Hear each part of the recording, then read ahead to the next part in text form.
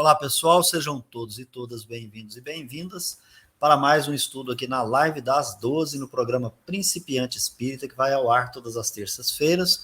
Hoje nós estamos aqui nas instruções práticas sobre as manifestações espíritas, estudando ainda o vocabulário espírita, pedindo a você que chega por aqui, se quiser e puder, nos apoie pelo Pix, ou se torne membro do nosso canal, escolhendo uma das faixas de contribuição mensal.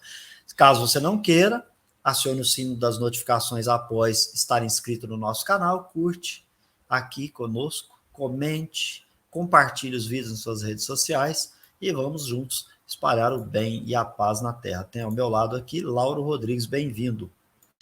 Obrigado, Beto. Olá, você, seja bem-vindo, como o Beto bem frisou. E lembrando que estamos estudando vocabulário espírita já há algumas semanas, e ainda vamos, mais algumas semanas adiante de alguns estudos, porque a nossa intenção é realmente compreender o significado das palavras para a doutrina espírita, conforme o Espiritismo. Vamos falar de uma expressão que ela hoje, usualmente, é compreendida, não é compreendida, é falada, tem um outro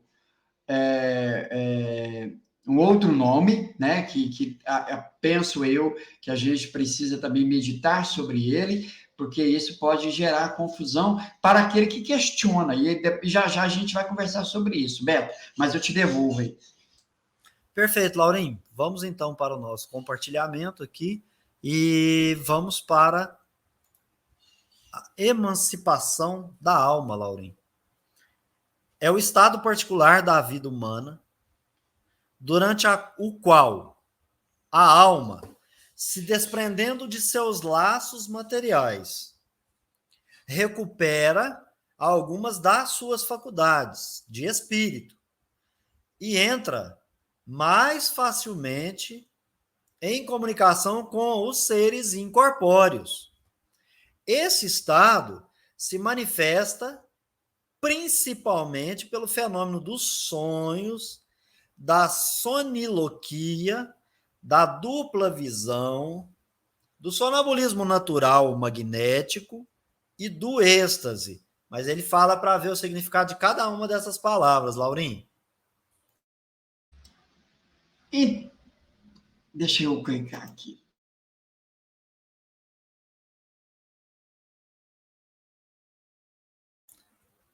Agora sim. Agora sim. Então, por que lá no início eu disse que essa expressão aqui, deixa eu voltar aqui, emancipação da alma, hoje usa-se a expressão desdobramento. Para aquele que questiona, a doutrina espírita vai dizer que o espírito ele não se divide, não há divisão do espírito. E aí, de repente, eu uso a expressão, durante o sono o espírito se desdobra. Aí aquele que questiona racionalmente vai dizer, peraí, então está havendo um equívoco na doutrina espírita, porque eles ensinaram que o espírito não se divide. Você acabou de dizer que ele se desdobra, ou seja, ele tem uma parte que você agora abre em duas, né? Então, dentro do meu pouco conhecimento, e o Beto vai me ajudar agora há pouco, trazendo o significado dessa palavra, eu penso que essa expressão emancipação da alma seria mais bem usada. Beto, pois não? Desdobrar, Laurinho. Dividir-se em dois a partir de uma unidade. Repartir-se. Dividir um todo em várias partes. Desmembrar. Desmanchar a dobra de alguma coisa ou abrir. Um sentido figurado poderia ser desenvolver-se sucessivamente, se desenrolar, se desnovelar, ou estender-se no tempo, no espaço, se alargar, se prolongar, né? Agora, pode ser que alguém se empenhe intensamente em alguma coisa ou se dedique para alguma coisa, né? Depois pode ser exceder-se por gentilezas. Por fim, separar-se uma substância em duas ou mais, de acordo com os elementos que a formam. Decompor. a maioria das expressões referentes ao desdobrar, ela está se referindo a essa repartição da qual você tratou aí com toda clareza. Então, isso, né, Beto, pessoal, acaba sendo um tanto quanto prejudicial no sentido de quando você leva a informação, você entrega a informação para o outro. Por que que não simplificar? Emancipação da alma. A alma se emancipa, ela ganha, entre aspas, certa liberdade, como ele vai dizer que ela adquire alguma de suas faculdades. Quando? Durante o período em que o corpo está num estado de descanso, pode ser pelo sono, pelo sonambulismo, né? Aí o sonambulismo com as suas vias, o êxtase, o sonambulismo provocado ou o magnético, né? Então, nós vamos até também estudar com o Espiritismo, quando a pessoa está num estado de enfermidade, muitas das vezes, ela consequentemente, por estar nesse estado de fragilidade orgânica, a alma tende a se desprender, né, mais facilmente, se emancipar. Mas com isso, a gente ganha um entendimento melhor. Então, a Beta, até depois, se você quiser trazer, que essa palavra eu nunca tinha ouvido falar dela, que é. Cadê aqui, hein? Você leu ela agora há pouco aqui. Peraí, eu perdi. Soniloquia. Isso. Nunca. Então, vejam, a importância de se conhecer as palavras para que a gente possa melhor utilizá-las. Então, Beto, eu te devolvo já com esse pedido, né, essa súplica. Vamos tirar esses sinônimos ou essas palavras que foram colocadas e vamos adotar aquilo que está nas obras de Kardec para que a gente mantenha esses princípios de forma bem fiel, bem bacana, que onde eu falar em emancipação da alma, ninguém vai ficar, mas o que é emancipação? É aquele período em que a alma, durante o sono, ela ganha essa liberdade e ela entra em contato com outros espíritos, né, seres incorpóreos. Fica bacana a explicação. Ela adquire ali, momentaneamente, durante essa emancipação, parte das suas faculdades ou alguma das suas faculdades. Olha que legal que fica. Beto. Laurex, você lembra do ventríloquo? Você lembra o que é? Tá, tem uma outra palavra também que chama colóquio, que é quando a gente está conversando um com o outro, a gente está em um colóquio. O sonilóquio, Laurinho, é o cara que conversa dormindo, Laurinho. Beto também é cultura, Laurinho. Legal. Instituto Revelare é cultura. Mas é óbvio, né, gente, que eu estou aqui colando do Kardec, eu estou lendo, eu fui lá antes, né? Então eu estou aqui. O Kardec vai dizer que a soniloquia, do latim somnus, sono, e loque, falar, estado de emancipação da alma, mas ela é intermediária ao sono e ao sonambulismo. Você nem é sonâmbulo e nem está no sono. Você está no ponto intermediário. Aí ele vai dizer assim, aqueles que falam sonhando. Então ele está no sonho. Aí fala, e você põe ali um gravadorzinho ali e descobre tudo quanto é segredo dessa criatura. É isso, Laurinho. Mas a gente vai voltar aqui depois para recordar. Devolvo para você. Perfeito, perfeito. E eu tenho na família alguém que tem essa característica quando está dormindo. Fala, conversa, muito. Beto.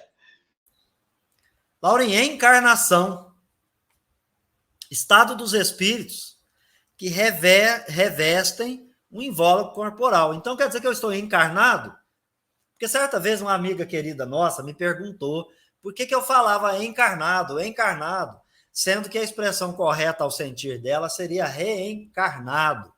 Eu falei, não, eu vou mudar, tá certinho, você tá certa.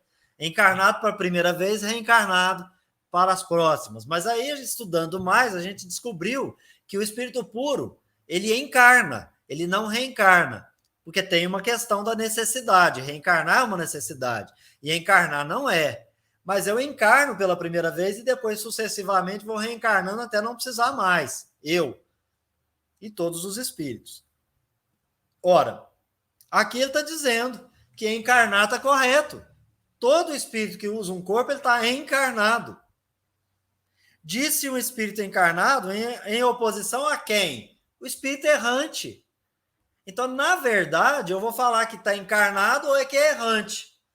E eu preciso entender o que é um, o que é o outro. A encarnação pode ocorrer na Terra ou em outro mundo.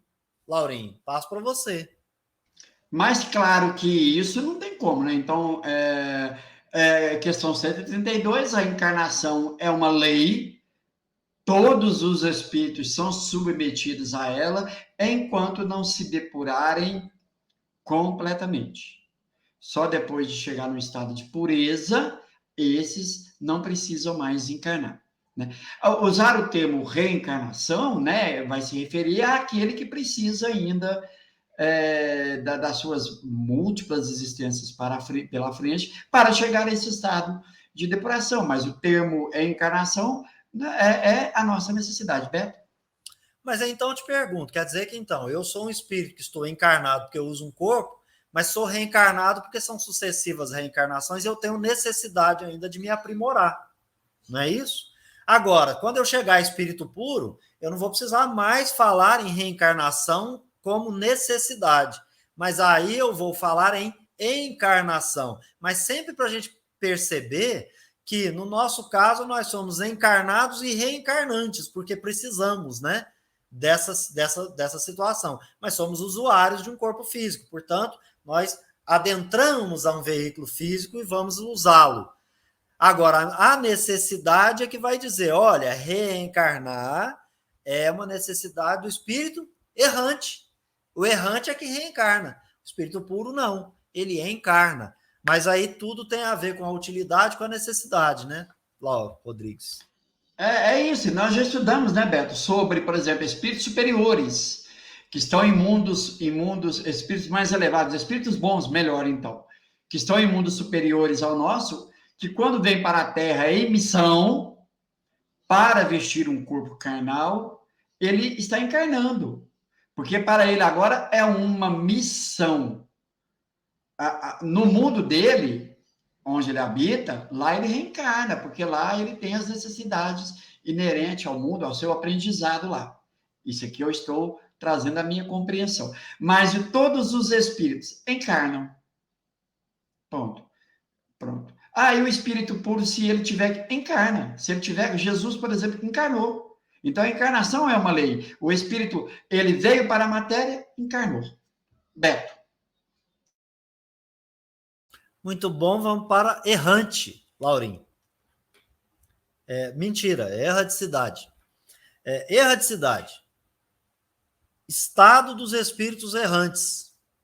Olha que interessante, né, Laura? Nós, então, não estamos falando da erraticidade como mundo espiritual. Erraticidade é o estado dos espíritos errantes. Mas errante é aquele que erra, Laura? Não, não é.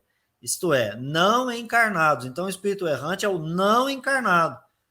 E o que seria essa erraticidade?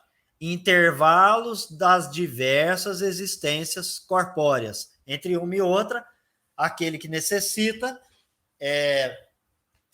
e a gente vai explicar por quê, né? Aquele que necessita está na erraticidade.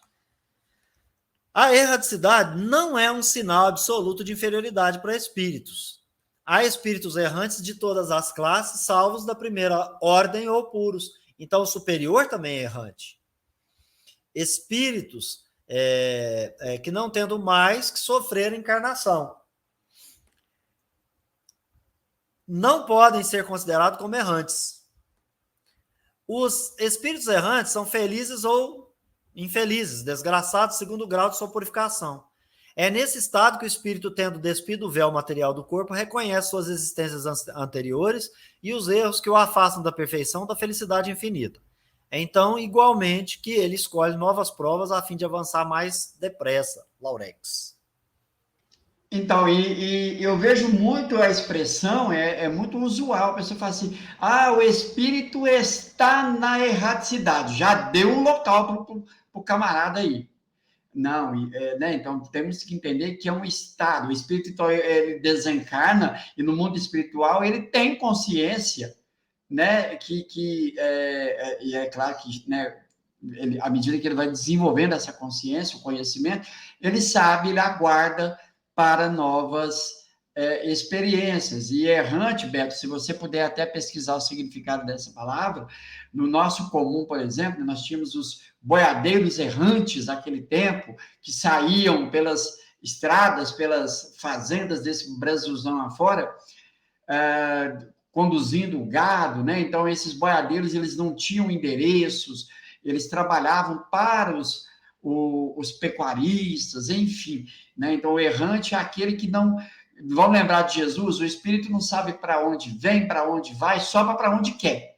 Então, o errante é esse, ele está aguardando para a nova reencarnação. Por exemplo, uma pessoa pode desencarnar agora e no mundo espiritual não reencarnar mais, não encarnar mais nesse mundo, encarnar num mundo melhor, ou talvez ir para um mundo inferior a esse, para melhorar nas suas experiências, aprender mais.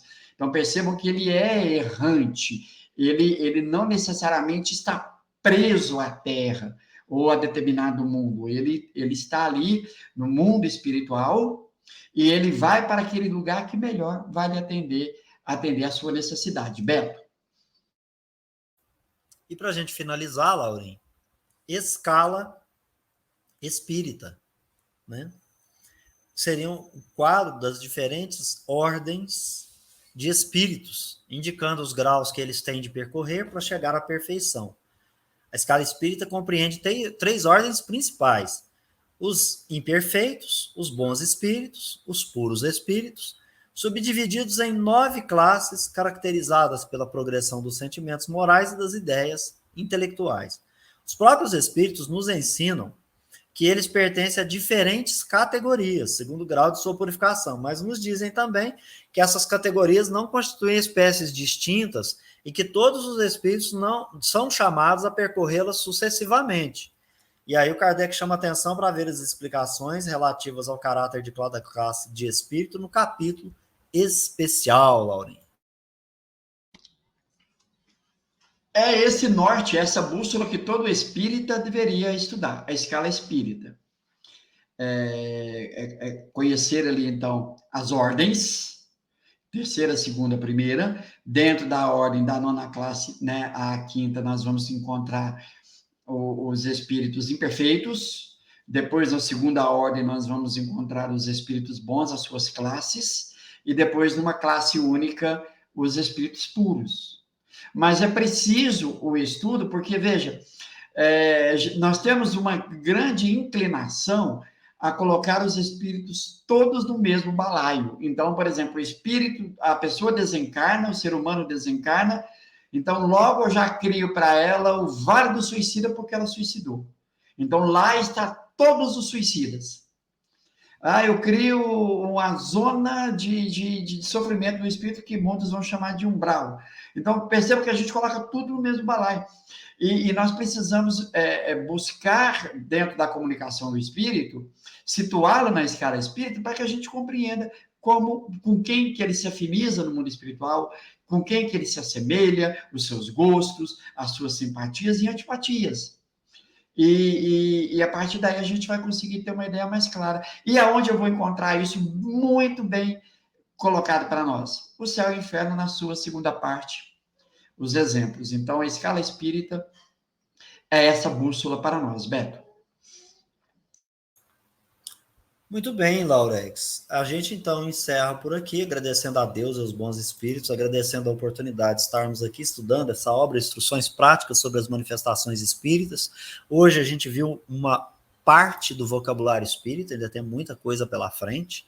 Pedindo a você que passa por aqui, nos apoie pelo Pix ou se torne membro, caso não queira, por favor, se inscreva, acione o sino das notificações, curta, comente, compartilhe os vídeos nas suas redes sociais, passo para o lado para terminar conforme o costume. Um abraço, encontro vocês no próximo vídeo. Obrigado, Beto. Meus amigos, minhas amigas, muito obrigado por estar conosco no estudo, né, desse caminhar lento para compreender palavra por palavra que está aqui no vocabulário espírita dentro do Instruções Práticas, e queremos convidá-lo, em verdade, para o estudo às 18 horas da obra O Evangelho segundo o Espiritismo. Tá bom, pessoal? Nos encontramos lá. Então, fiquem com Deus.